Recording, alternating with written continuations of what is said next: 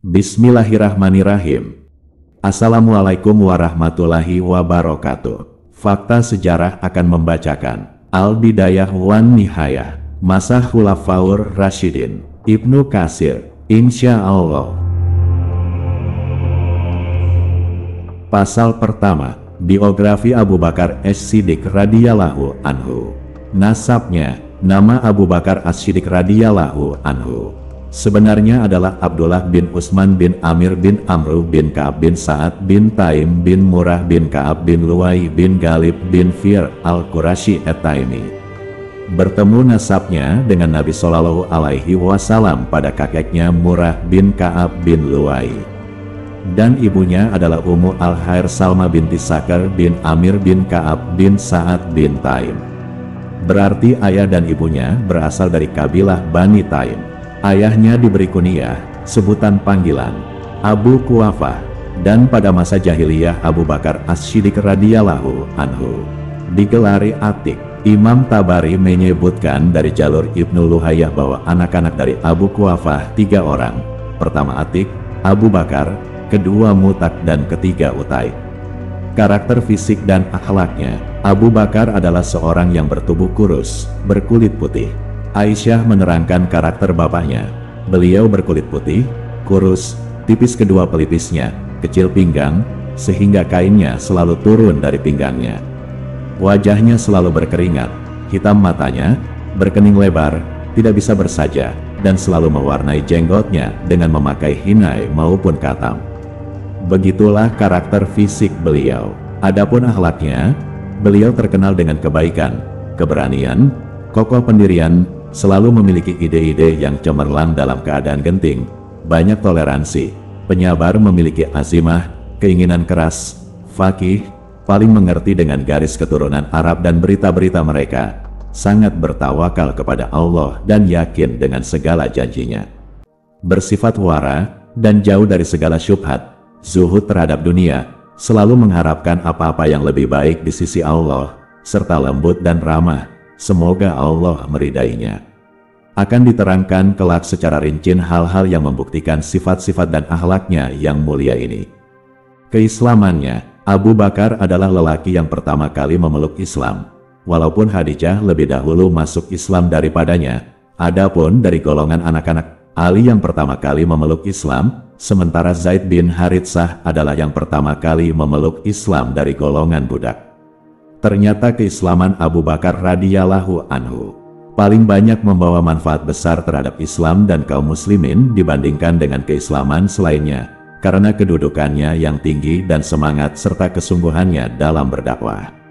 Dengan keislamannya maka masuk mengikutinya tokoh-tokoh besar yang masyhur seperti Abdurrahman bin Auf, Sa'ad bin Abi Waqqas, Utsman bin Affan, Zubair bin Awam, dan Talha bin Ubaidillah radhiyallahu anhu. Di awal keislamannya beliau menginfakkan di jalan Allah apa yang dimilikinya sebanyak 40.000 dirham. Beliau banyak memerdekakan budak-budak yang disiksa karena keislamannya di jalan Allah, seperti Bilal radhiyallahu anhu. Beliau selalu mengiringi Rasulullah Shallallahu Alaihi Wasallam selama di Makkah. Bahkan dialah yang mengiringi beliau ketika bersembunyi dalam gua dan dalam perjalanan hijrah hingga sampai di kota Madinah. Di samping itu beliau mengikuti seluruh peperangan yang diikuti Rasulullah Shallallahu Alaihi Wasallam. Baik perang Badar, Uhud, Khandaq, penaklukan kota Makkah, Hunain maupun peperangan di Tabuk. Istri-istri dan anak-anaknya, Abu Bakar pernah menikahi Qutailah binti Abde al-Uzza bin Abde bin Asad pada masa jahiliyah, dan dari pernikahan tersebut lahirlah Abdullah dan Asma. Beliau juga menikahi Ummu Ruman binti Amir bin Uwaimir bin Zuhal bin Dahman dari Kinanah. Dari pernikahan tersebut lahirlah Abdurrahman dan Aisyah radhiyallahu anha. Beliau juga menikahi Asma binti Umais bin Ma'ad bin Taim al-Hasamiyah, dan sebelumnya Asma diperisteri oleh Ja'far bin Abi Thalib. Dari hasil pernikahan ini lahirlah Muhammad bin Abu Bakar, dan kelahiran tersebut terjadi pada waktu Haji Wada di Zulhulaifah. Beliau juga menikahi Habibah binti Harijah bin Zaid bin Abi Zuhair dari Bani Al-Haris bin Al-Hasraj. Abu Bakar pernah singgah di rumah Harijah ketika beliau datang ke Madinah dan kemudian mempersunting putrinya, dan beliau masih terus berdiam dengannya di suatu tempat yang disebut dengan As-Sunuh hingga Rasulullah Shallallahu Alaihi Wasallam wafat dan beliau kemudian diangkat menjadi khalifah sepeninggal Rasulullah Shallallahu Alaihi Wasallam.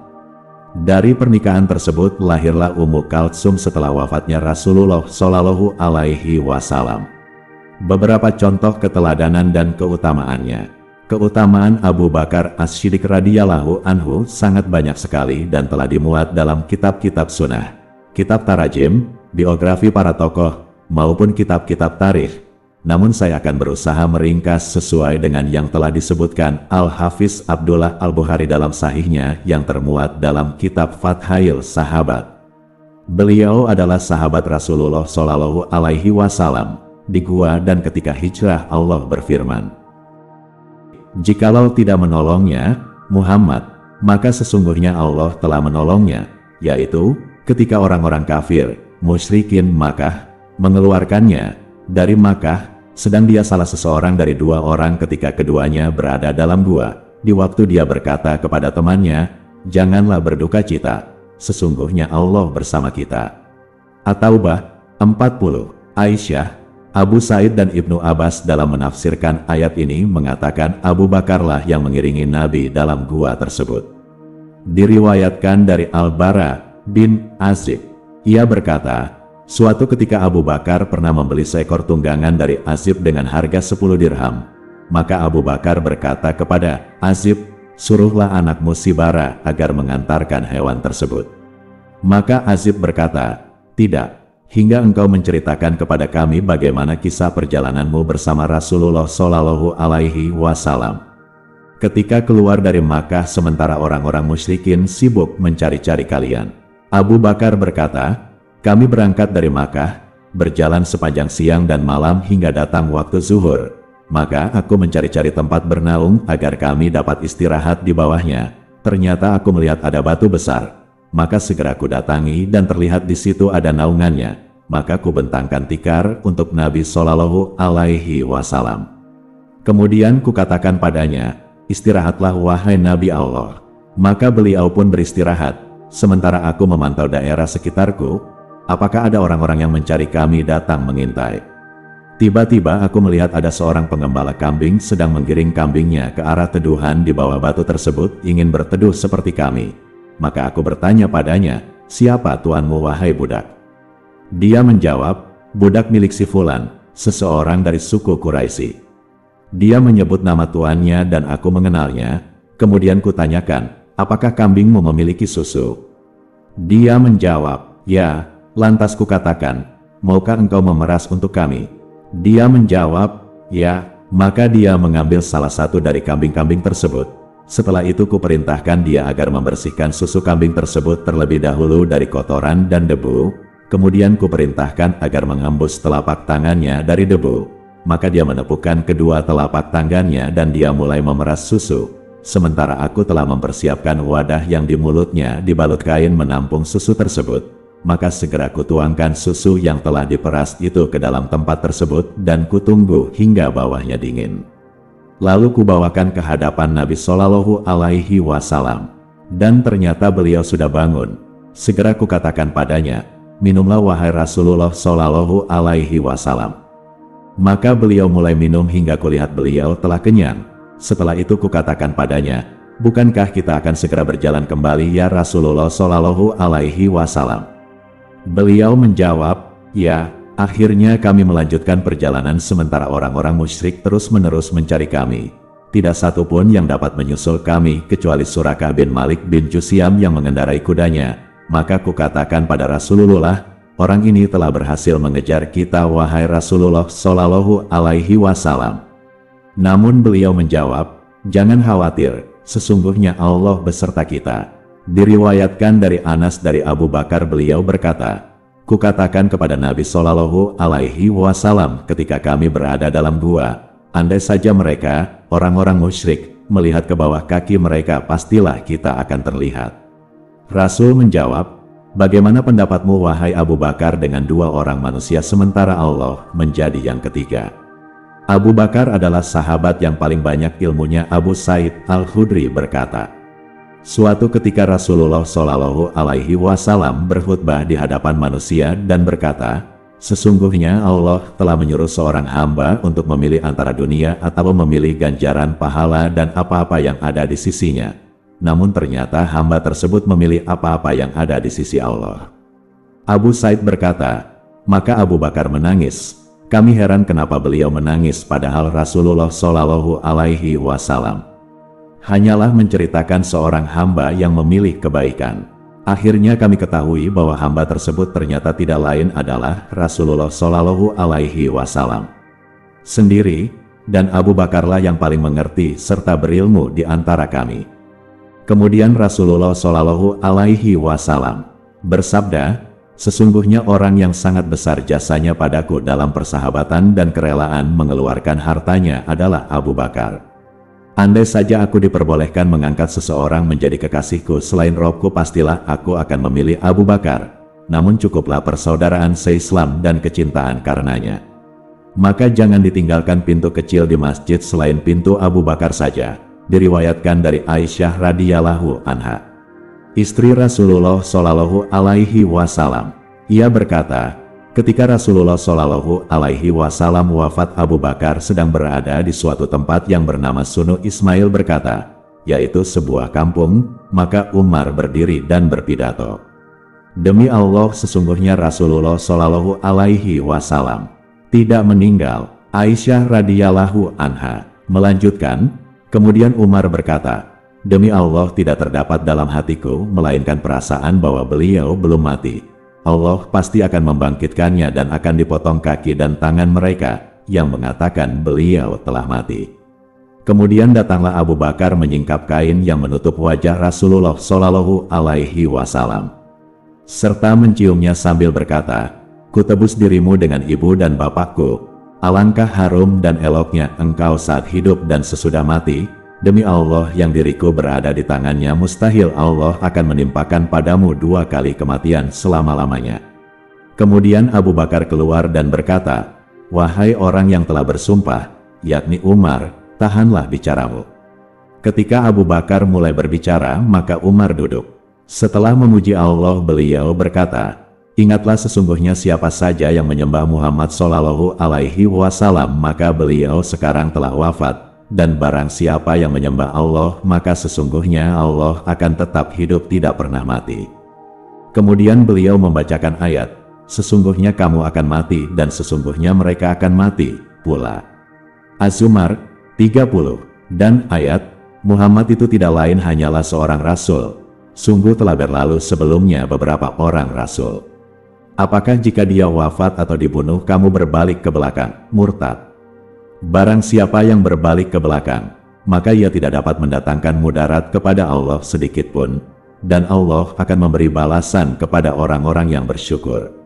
Ali Imran 144. Ismail berkata, maka manusia mulai menangis terisak-isak. Kemudian kaum Ansar segera berkumpul bersama Sa'ad bin Ubadah di Sakifah Bani Saidah dan mereka berpendapat, dari kami seorang amir, pemimpin, dan dari kalian, muhajirin, juga seorang amir. Maka segera Abu Bakar, Umar bin Al-Khattab, dan Abu Ubaidah bin Al-Jarrah berangkat mendatangi majelis mereka. Umar berbicara tetapi Abu Bakar menyuruhnya untuk diam. Umar berkata, demi Allah sebenarnya aku tidak ingin berbicara, melainkan aku telah persiapkan kata-kata yang kuanggap sangat baik yang kutakutkan tidak akan disampaikan oleh Abu Bakar. Kemudian Abu Bakar berpidato dan perkataannya sungguh mengena. Beliau berkata, kami yang menjadi amir dan kalian menjadi wazir. Maka Hubab bin Munzir berkata, tidak demi Allah kami tidak akan terima, tetapi dari kami seorang amir dan dari kalian seorang amir pula. Abu Bakar menjawab, tidak, tetapi kamilah yang menjabat sebagai amir dan kalian menjadi wazir, karena sesungguhnya mereka, Quraisy, yang paling mulia kedudukannya di bangsa Arab dan yang paling tinggi nasabnya. Maka silahkan kalian membaiat Umar ataupun Abu Ubaidah. Maka spontan Umar menjawab, tetapi engkaulah yang lebih pantas kami baiat, engkaulah pemimpin kami. orang yang paling baik di antara kami dan orang yang paling dicintai oleh Rasulullah Shallallahu Alaihi Wasallam daripada kami."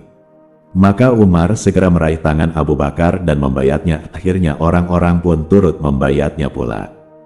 Diriwayatkan dari Aisyah radhiyallahu anha, ia berkata, pandangan Nabi menengadah ke atas dan berkata, "Tetapi yang kupilih adalah Ar-Rafiqul A'la, kekasih Allah yang maha tinggi." 3 kali Aisyah radhiyallahu anha melanjutkan, tidaklah perkataan mereka berdua, Abu Bakar dan Umar, kecuali Allah jadikan bermanfaat untuk manusia. Profil Umar yang tegas berhasil membuat orang munafik yang menyusup di antara kaum muslimin sangat takut padanya. Dengan kepribadiannya Allah menolak kemunafikan. Adapun Abu Bakar, beliau berhasil menggiring manusia hingga mendapatkan petunjuk kepada kebenaran dan mengetahui kewajiban mereka. Abu Bakar berhasil mengeluarkan umat dari bencana perpecahan setelah meninggalnya Rasulullah Shallallahu Alaihi Wasallam. Setelah membacakan ayat, Muhammad itu tidak lain hanyalah seorang rasul. Sungguh telah berlalu sebelumnya beberapa orang rasul. Apakah jika dia wafat atau dibunuh kamu berbalik ke belakang, murtad? Barang siapa yang berbalik ke belakang, maka ia tidak dapat mendatangkan mudarat kepada Allah sedikitpun. Dan Allah akan memberi balasan kepada orang-orang yang bersyukur. Ali Imran 144.